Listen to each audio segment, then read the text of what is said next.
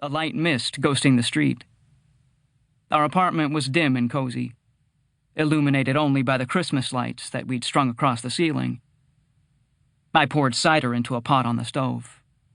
Chauvin added rum and cinnamon sticks. We set up the beer pong table in the foyer and moved the coffee table for dancing. Hung mistletoe for good luck.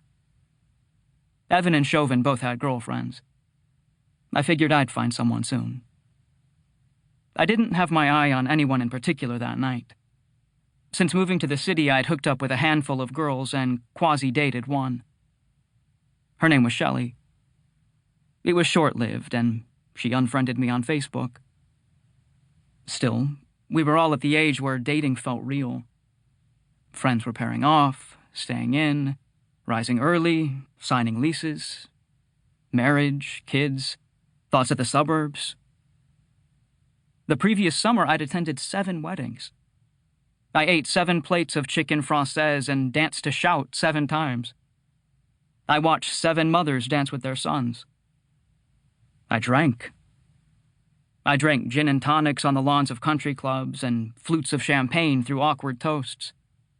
I guzzled wine by the globeful, making small talk with the bride's camp friend, the groom's co-worker, the cousins from Kentucky whom I'd never see again.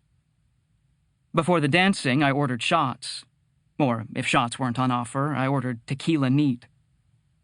I'd kick the liquor back in one mouth-smacking swill, ready to have the best night of my life. It was 9:15, and our guests were supposed to arrive at 9:30. I always got nervous before throwing parties, but that night my anxiety, which had steadily increased over the past few years, grew volcanic.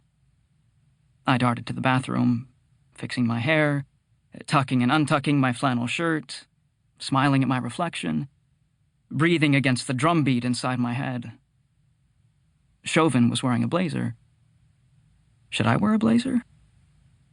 I decided to borrow one of his ties. I checked my phone compulsively. My nerves crackled. 9:35, 9:40. I sent a few desperate texts. Where are you? You guys still coming? I glommed my eye to the peephole, blinking into our empty hallway, the sight of the warped walls and doors instilling within me a silent dread. The 3 of us tested the ice luge on the balcony while we waited. The peppermint schnapps, a cold river. I did 2 in a row before I heard the doorbell. Finally, Evan said. Someone's here. I went back inside and opened the door. Johnny Drama! It was my college roommate Mike and his boyfriend Shane. I ushered them to the kitchen, admiring their tweed blazers. Christmas, with its bright color palette and decorous wardrobe, was the ideal showcase for their coupledom. Their hair was perfectly coiffed, their cheeks pink and smooth.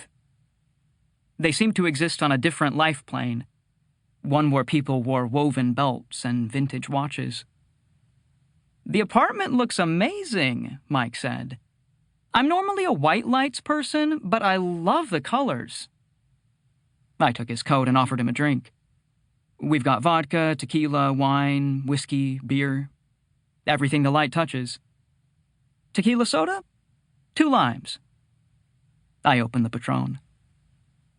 Mike, Evan, and I went out to the ice luge. The 3 of us had formed a triumvirate in college, but Mike stood at the center, the cruise director of our social group. He organized pre-games, bar crawls, birthday parties, and spring breaks. College, for Mike, had been about building relationships. Academics were secondary to establishing his network. While Evan and I scrolled through our textbooks, highlighters in hand, Mike was playing Legend of Zelda with the guys down the hall. Even when he wanted to study, he struggled to focus. Before an exam, he'd pop an Adderall, only to waste the high manically rearranging his dorm room. As college progressed, his mind grew unsettled. He'd lock himself in his room with a jug of wine and wouldn't come out until he had finished it. An inner conflict was blooming within him.